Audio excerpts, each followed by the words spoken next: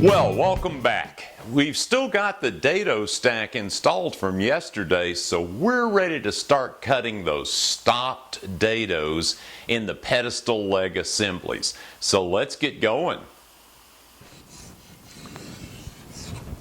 What I'm doing right now is just chalking in the approximate location of the Dados that'll be cut into the pedestal legs to take these panels. Sure wouldn't want to cut the Dados in the wrong location after all this work. Now the Dados are going to be stopped Dados. They need to start at the top and come down the same 17 3/4 inch as this panel, so the panels will sit in the Dados sort of like that. And cutting a stopped Dado on the table saw is going to present a little bit of a challenge for one reason. Let me show you why that is. Alright, I've got a scrap of plywood here and I've been making some test cuts in it, but I'm going to push this in over this dado stack about halfway and then stop the saw so we can see what the stopped dado is going to look like.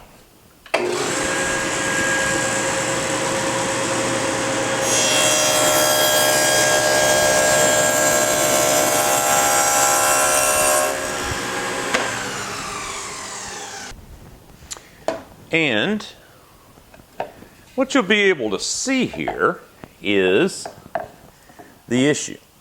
We've got a full depth dado here, but then as we get close to the curvature of the blade, the dado depth starts to decrease until finally it's level with the surface.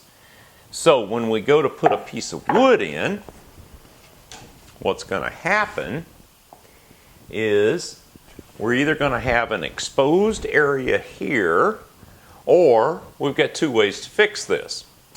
We can take a chisel and square this out and get this down to the level of the rest of the dado, or we could notch the plywood so that it overlaps that curved area. And I've got to decide which one's going to really be the best. Okay, I've got this scrap where we cut the test stopped dado mounted to the bench, and I've put in a sample of plywood, and I did measure back, and it's actually just a smidge shy of 1 3/8 inches.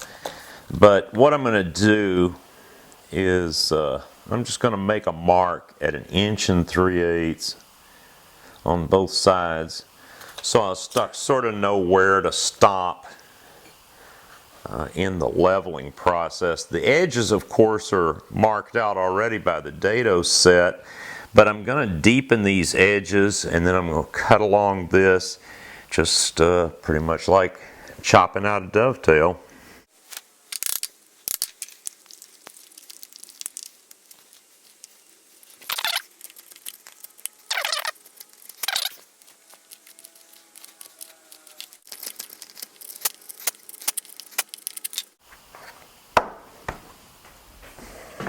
Okay, that looks pretty good. Let's try the other technique now. Okay, the other technique would be to cut a notch out here that would go over the tapered part of the dado. So I'm going to use the notch itself to set the depth on this marking knife, and let's see, we set 1 inch and 1 5/8 inches back, so we'll start right about there.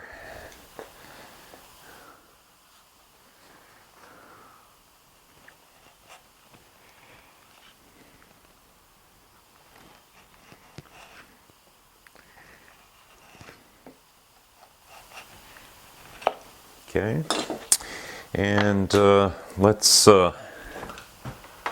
make a better mark there.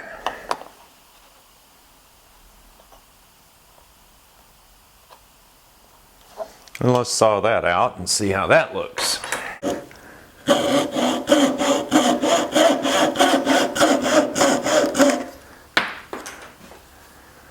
right.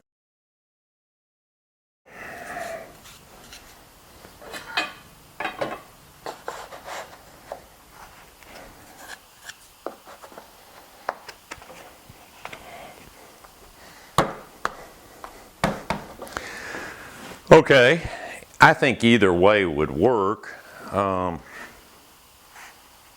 work just fine. I think I'll go have a cup of coffee and think about which way I want to do it. All right, so what I've done here to achieve the stopped dado is I first put my square in and flushed it up to the edge of the nut that holds the dado stack on. And then I marked the other edge of that nut. Now it's a 27 millimeter span across that nut, which is just a little over an inch, inch and a 1/16 approximately.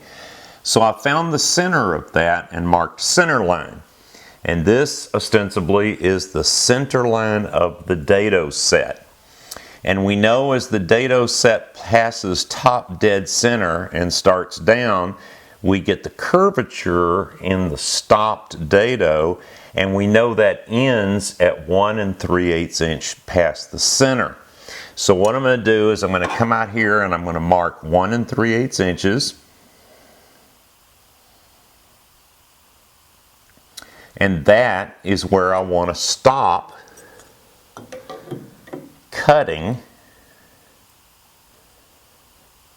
That's where I want to put my 17 3/4 inch mark on the leg assembly. So I'll push the leg assembly through until the marks match up, and that should give me the taper ending at exactly 17 3/4 inches.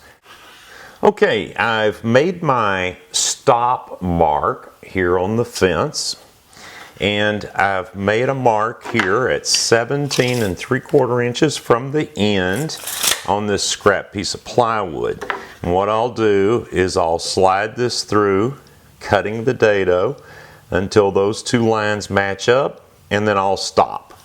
And we'll see if this test everything is in the right place.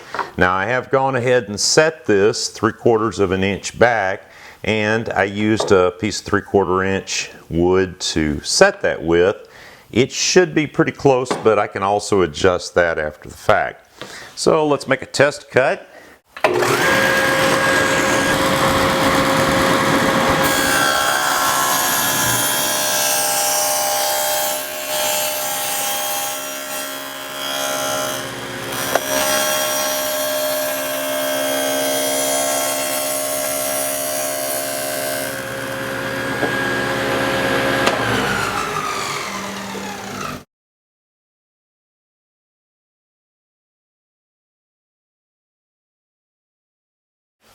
Okay, so best laid plans. Made this mark here, got that worked out, and that was fine, except I realized that when I put the pedestal leg assemblies up here, they're taller than the fence.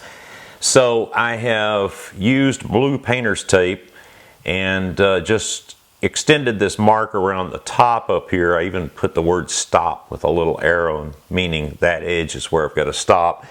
I put the same thing over here on the other side because some of the dados are going to be cut 3/4 of an inch from the edge of the leg assembly on this side, and some will be set. I'll need to move the fence over to the other side and reset it up for 3/4 of an inch from the dado stack over there. So I'll be working off both faces, and I just used my combination square to confirm that those were equal, and I think we're set.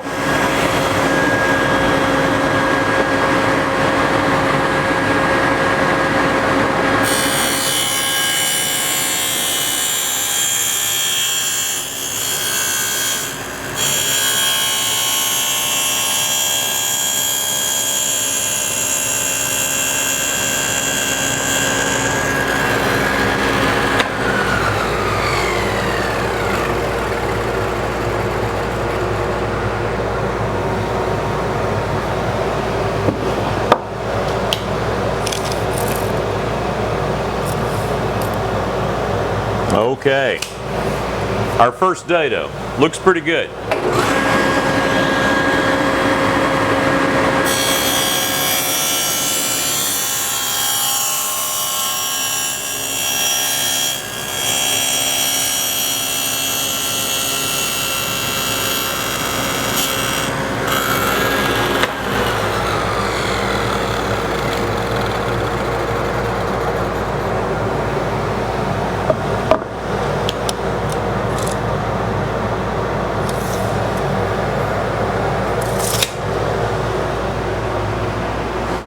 Okay, so now I've moved the fence over to the left side of the dado stack, and I'm making a couple of test cuts.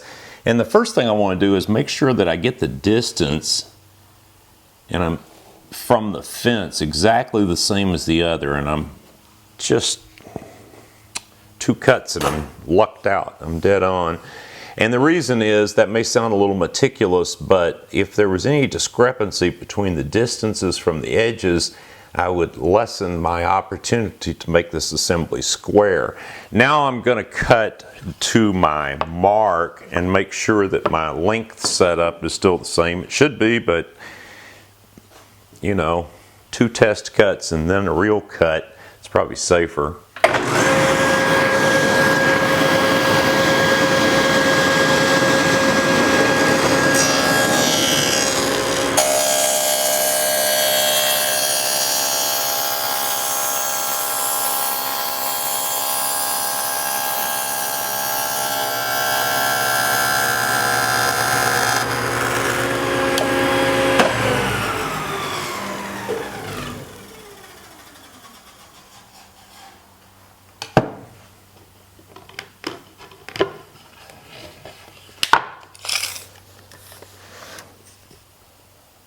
It's exactly the same.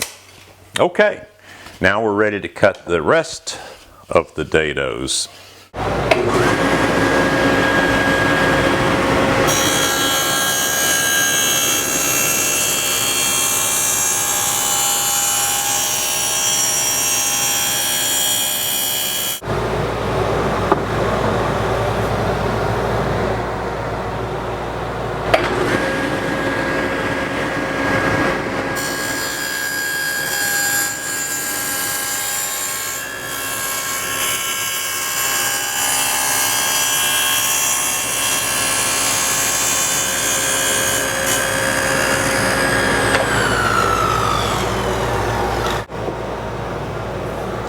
I could hear when I hit that void. Okay. All right, now to clean up the little slivers of wood that are left behind by the dado set, it's really fun to use the router plane. It does a great job of just skimming along the surface and taking out those little tiny slivers of wood that are left behind. The other nice thing about a router plane is that the geometry of the blade is such that the blade is absolutely square to the edges, so you can get right into the corner of your dados and not have to worry about leaving a rounded corner there. Now, I like to pull the router plane towards me most of the time. Some people like to push it, but I like to pull it because I can see the work better.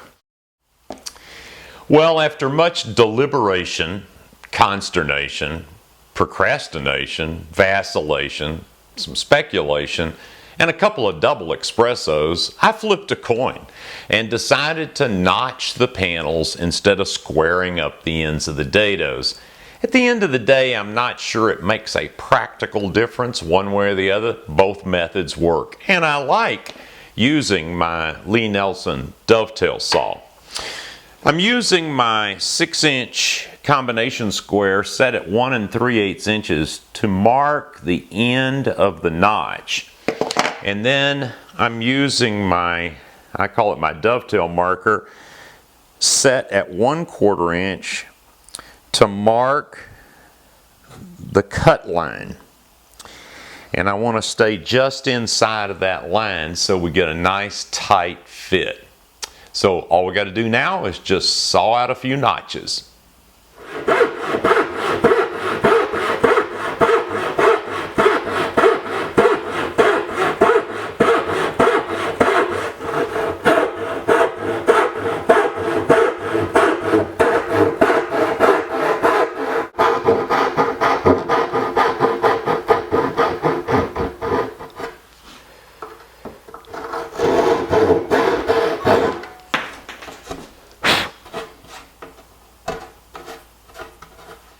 Because of the nature of the construction, the glue up is actually quite simple. We can glue up one panel assembly at a time. Now I'm starting with the front or drawer side assembly, which is the face frame and the two 4-inch square legs. All we got to do is glue it up, and the only things we really want to be very careful about is to make sure that the two legs are perfectly flush at the top of the face frame and that the two legs are parallel and equidistant top and bottom from one another. The clamps will assure that.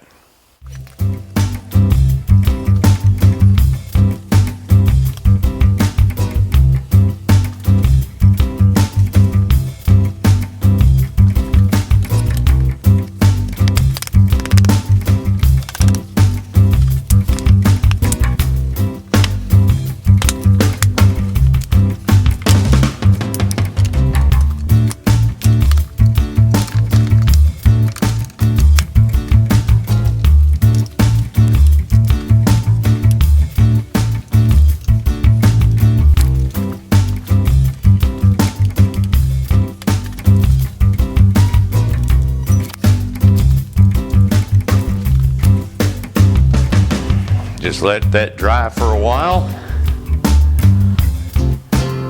and we'll work on the other panel.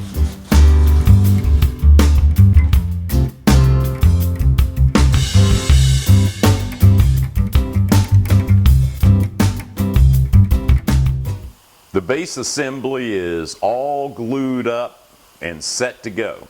It looks pretty good. It's nice and strong, and I checked the square and it's right on being square. So I'm getting pretty excited because we're getting close to the time where we're actually going to be able to put this outfeed table to use. Now I figured since I had it upside down up here on my workbench, now's as good a time as any to install the casters. I'm going to get that done, and then I'll get somebody to help me lift this down and turn it over onto the floor.